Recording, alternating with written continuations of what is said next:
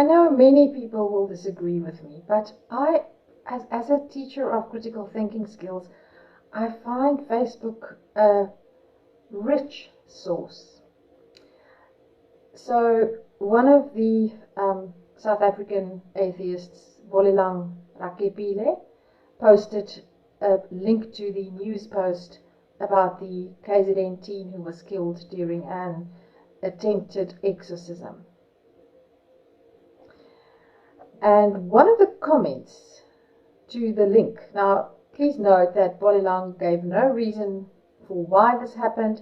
He simply quoted the MEC for Social Development and he posted the link to the news report. Then there was the following comment. Bolelang, it is true that many atrocities are committed in the name of religion and even spirituality.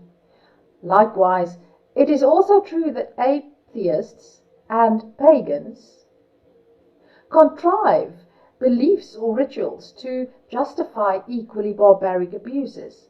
One might argue that secular perpetrators probably outweigh people with a well-founded spiritual belief system, but it would require statistics that are very likely unavailable. The problem is humanity or inhumanity, not theology. Okay, so let's just unpack that. Yes, the problem is humanity. The problem is, however, not humanity's inhumanity. Well, that too, but the main problem is humanity's propensity for false beliefs and clinging to beliefs without evidence. One of the symptoms of our propensity to cling to false beliefs is theology. So, the only reason for this kind of atrocity happening is because the parents of these children, probably even the children themselves, believed that there was such a thing as demon possession and that an exorcism could be done. This was not seen as abuse. This was a process that these kids had to go through to save them from demons. That's the first point.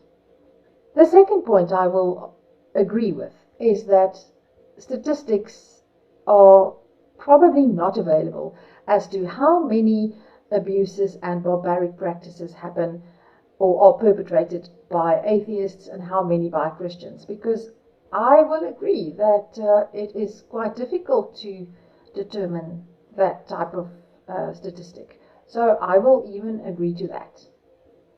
However, to therefore say that one might argue that secular perpetrators probably outweigh people with a well-founded spiritual belief system flies in the face of the fact that statistics are very likely unavailable.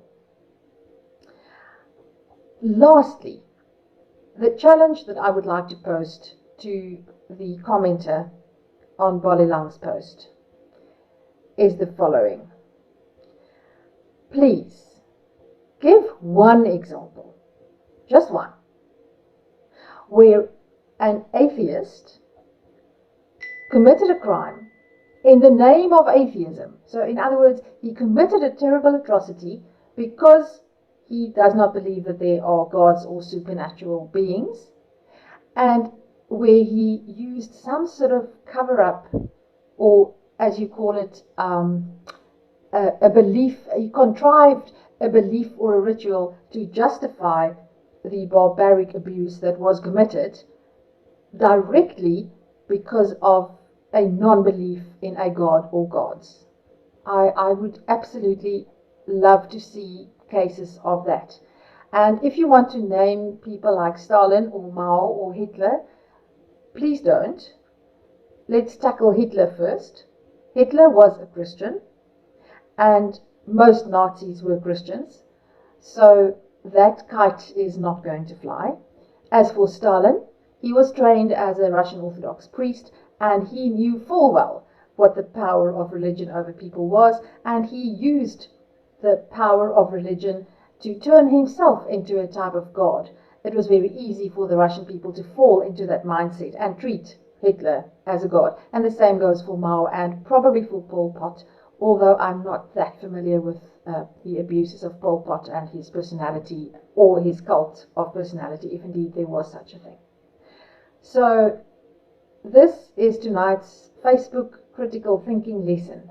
I hope you enjoyed it, and then I would like to extend an open invitation to anybody on any Facebook page or Twitter to join me in a conversation so that we can unpack our arguments and have productive, civil, and interesting conversations about issues that really, really have an influence on our daily lives.